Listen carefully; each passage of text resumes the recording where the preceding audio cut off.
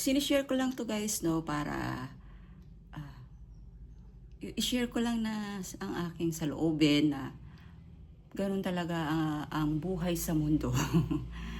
Mapabuhay, mapabagay, walang nagtatagal. Nothing lasts forever. Mga gamit na ginagamit natin talagang may hangganan. Kaya siguro kung tayo mayroong mga kagamitan, atin itong gamitin or anong tawag doon? I-enjoy gamitin, hindi yun.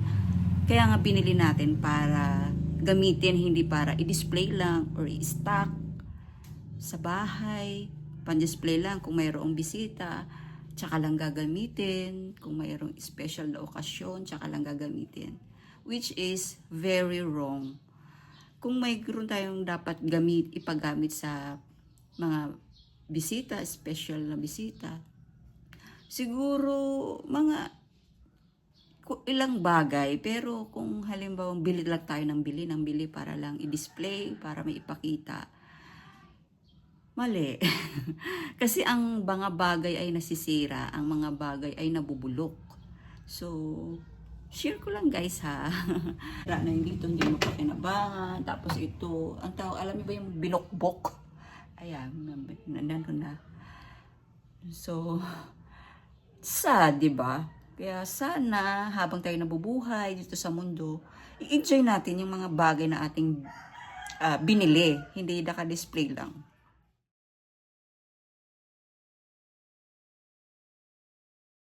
Hi guys! Welcome back to my channel. So today video guys, ipapakita ko sa inyo ang aking isi-share. Ayan, nakita niyo ba yung aking background?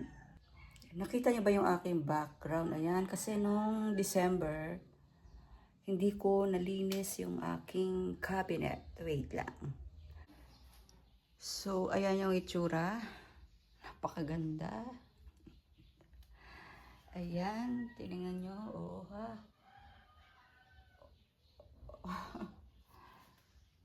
Ayan. Tapos siguro itatapon ko na yung hindi dapat kailangan. Ayan. Talaga kapag hindi mo tatauhan yung bahay, hindi mo titirahan. I mean, hindi mo titirahan yung bahay kasi inanay, ano pa, yung mga bagay-bagay na sisira, yung mga, at kung ano-ano pa. Hindi kasi inuwi to ng 3 years, tapos walang tao, walang naglinis. Wala, kahit ano. Kaya, ayan guys, samahan nyo ako. Nalulungkot lang ako kasi iwan ko yung aking tripod. Kaya yan, ganito lang ako. Siguro isasandal ko na lang itong aking cellphone. O-order na lang ulit ako sa my Shopee para magkaroon ako ng tripod. Sige guys. Yan yung aking mga dala-dala ngayon. Tatanggalin ko na to. Oh no. So, ang gagawin ko guys, ito time-lapse ko.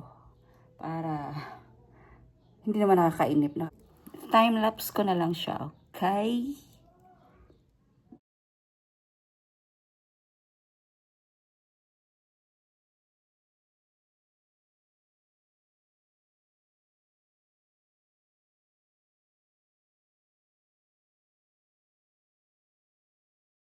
Ito guys, oh. Wala na, butas na, sira na. Ayan. Oh. Kaya talaga, ang hirap talaga nang walang nag-aasikaso sa bahay. Yan. Nakakaloka talaga ang bahay. Ayan. Itong bato na to, para to sa sungka. Uy. Siguro mga huhugasan ko na lang to guys lahat. Ayan, oh. Oh no talaga. Guys, ayan. Uso kasi dati itong gantong inuman. Bumili ako para paninda. Kasi nandito yung tindahan ko. Ayan. May takip talaga yan siya.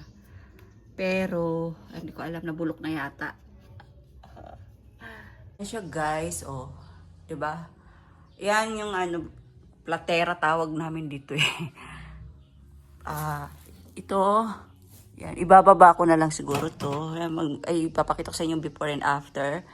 Ito, tatapon ko na pala to. Dala namin noong December. Siyempre, nag-uwian. Wala nang, nagawa. Ayan. See, ito. Yan.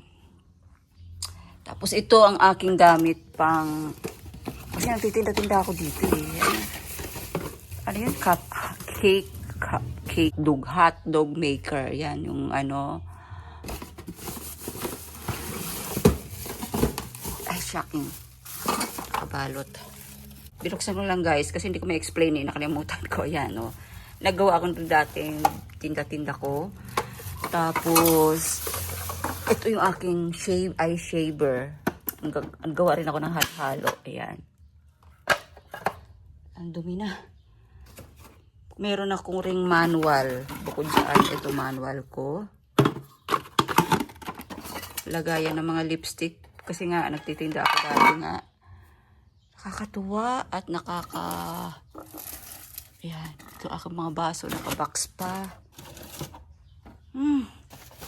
So, ito yung aking takuri pala. Yan, mga nabulok na. So, pakita ko lang sa inyo ang before and after. Ay, mahuhugasan ko yung lahat ngayon, guys. Oh, ayan na siya, guys. Malinis na. Tinanggal ko na yung ano yan? Aking plate. Ayan, malinis na. Hindi katulad dati, naka-arrange siya, oh. Hindi katulad dati na maraming alikabok. Ayan.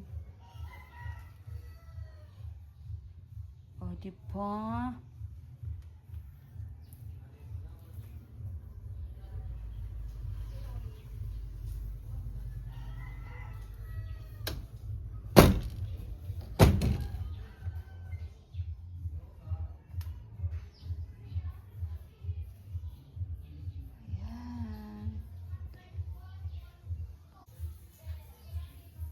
At ang next ay sa labas naman.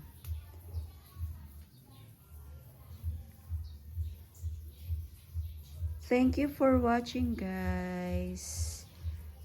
Until my next video, have a blessed day.